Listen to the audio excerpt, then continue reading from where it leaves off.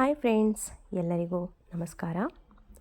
ನಾಳೆ 27/2/2026 ಅಂದರೆ ಶುಕ್ರವಾರ ಅಮಲಕ್ಕಿ ಏಕಾದಶಿ ಬಂದಿದೆ. ಇನ್ನು ಈ ಏಕಾದಶಿಯ ಮಹತ್ವ ಮತ್ತು ಕಥೆಯನ್ನು ತಿಳ್ಕೊಳ್ಳೋಣ ಬನ್ನಿ. ಚಾಂದ್ರಮಾನ ಪಾಲ್ಗುಣ ಮಾಸದ ಪ್ರಕಾಶಮಾನವಾದ 15 ದಿನಗಳ ಏಕಾದಶಿಯಂದು 11ನೇ ದಿನ ಅಮಲಕ್ಕಿ ಏಕಾದಶಿಯನ್ನು ಆಚರಿಸಲಾಗುತ್ತೆ. ಈ ದಿನದಂದು ವಿಷ್ಣುವನ್ನು ಆಮ್ಲ ಅಂದರೆ ನೆಲ್ಲಿಕಾಯಿ ಮರದೊಂದಿಗೆ ಪೂಜಿಸೋದ್ರಿಂದ ಇದನ್ನು ಆಮ್ಲದ ಏಕಾದಶಿ ಅಂತ ಕೂಡ ಕರೀತಾರೆ. ಈ ದಿನ ಉಪವಾಸವು ವ್ಯಕ್ತಿಯನ್ನು ಎಲ್ಲ ಪಾಪಗಳಿಂದ ಮುಕ್ತಗೊಳಿಸುತ್ತೆ ಮತ್ತು ಮೋಕ್ಷವನ್ನು ನೀಡುತ್ತೆ ಅಂತ ಕೂಡ ನಂಬಲಾಗಿದೆ. ಪ್ರಾಚೀನ ಕಾಲದಲ್ಲಿ ಋಷಿಗಳು ಮತ್ತು ಸಂತರು ಉಪವಾಸದ ಮಹತ್ವವನ್ನು ವಿವರಿಸಲು ಅನೇಕ ಕಥೆಗಳನ್ನು ಹೇಳಿದ್ದಾರೆ.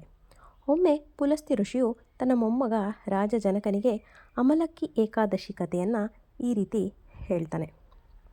ಬಹಳ ಹಿಂದೆ ರಾಜ ಚೈತ್ರರಥನು ವಿದಿಶಾ ನಗರವನ್ನು ಆಳ್ತಾ ಇರ್ತಾನೆ. ಅವನು ಧಾರ್ಮಿಕ ವ್ಯಕ್ತಿಯಾಗಿರ್ತಾನೆ, ತನ್ನ ಜನರನ್ನು ಪ್ರೀತಿಸ್ತಾ ಇರ್ತಾನೆ ಮತ್ತು ವಿಷ್ಣುವಿನ ಮಹಾನ್ ಭಕ್ತನಾಗಿರ್ತಾನೆ. ಅವನ ರಾಜ್ಯದಲ್ಲಿ ಎಲ್ಲರೂ ಸತ್ಯವಂತರು ಮತ್ತು ಧಾರ್ಮಿಕರಾಗಿರ್ತಾರೆ. ಎಲ್ಲರೂ ಭಕ್ತಿಯಿಂದ ಉಪವಾಸಗಳನ್ನು ಆಚರಿಸಿದರು ಮತ್ತು ವಿಷ್ಣುವನ್ನು ಪೂಜಿಸ್ತಾ ಇದ್ದರು. ಒಮ್ಮೆ ಪಾಲ್ಗುಣ ಶುಕ್ಲ ಏಕಾದಶಿಯಂದು ರಾಜ ಮತ್ತು ಅವನ ಪ್ರಜೆಗಳು ಅಮಲಕ್ಕಿ ಏಕಾದಶಿಯನ್ನು ಆಚರಿಸಿದರು. ಭಕ್ತರು ಅಮಲಕ್ಕಿ ಮರ ಅಂದರೆ ನೆಲ್ಲಿಕಾಯಿ ಮರದ ಬಳಿ ಒಟ್ಟುಗೂಡಿ ಮತ್ತು ವಿಷ್ಣುವನ್ನು ಪೂಜಿಸ್ತಾ ಇದ್ದರು. ಅವರು ದೀಪಗಳನ್ನು ಬೆಳಗಿಸಿದ್ರು, ಸ್ತೋತ್ರಗಳನ್ನು ಹಾಡಿದ್ರು ಮತ್ತು ರಾತ್ರಿ ಇಡೀ ಎಚ್ಚರವಾಗಿದ್ದರು. ಒಬ್ಬ ಬೇಟೆಗಾರ ದೂರದಿಂದ ಇದನ್ನು ನೋಡ್ತಾ ಇರ್ತಾನೆ. ಅವನು ಬೆಳಗ್ಗಿನಿಂದ ಬೇಟೆಯಾಡಕ್ಕೆ ಹೋದಾಗ ಯಾವುದೇ ಬೇಟೆ ಸಿಗದೆ ಹಸಿವಿನಿಂದ ಬಳಲ್ತಾ ಇರ್ತಾನೆ. ಅವನಿಗೆ ಹಸಿವು, ಬಾಯಾರಿಕೆ ಎರಡೂ ಇತ್ತು. ಆದರೆ ಅವನು ಕೂಡ ಆ ಪ್ರಜೆಗಳೆಲ್ಲ ಮಾಡುತ್ತಿದ್ದ ಮಂತ್ರಗಳನ್ನು ಪಠಿಸ್ತಾ ಇರ್ತಾನೆ ಮತ್ತು ಆಕಸ್ಮಿಕವಾಗಿ ಅವರ ಜೊತೆ ರಾತ್ರಿ ಇಡೀ ಎಚ್ಚರವಾಗಿರ್ತಾನೆ.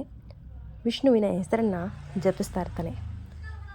ಆದರೆ ಅವನು ಉಪವಾಸ ಮಾಡುವ ಯಾವುದೇ ಉದ್ದೇಶವನ್ನು ಹೊಂದಿರೋದಿಲ್ಲ.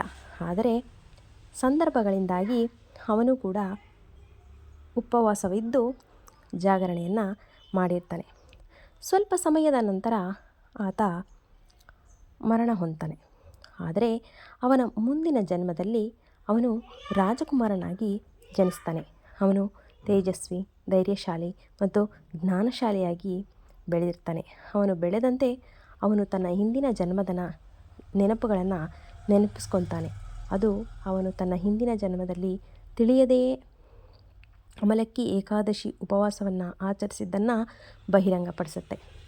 ಈ ಸದ್ಗುಣದಿಂದಾಗಿ ಅವನು ಈ ಜನ್ಮದಲ್ಲಿ ರಾಜನಾಗಿ ಮತ್ತು ಅವನ ರಾಜ್ಯವು ಪ್ರವರ್ಧಮಾನಕ್ಕೆ ಬರುತ್ತೆ.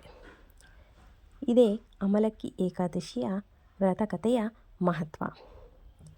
ಇದಾಗಿತ್ತು ಇವತ್ತಿನ ವ್ಲಾಗ್. ಇಷ್ಟ ಇದ್ದಲ್ಲಿ ಪ್ಲೀಸ್ ಲೈಕ್ ಮಾಡಿ, ಶೇರ್ ಮಾಡಿ, ಹಾಗೆ ಸಬ್ಸ್ಕ್ರೈಬ್ ಮಾಡ್ಕೊಳ್ಳೋದನ್ನು ಮರಿಬೇಡಿ.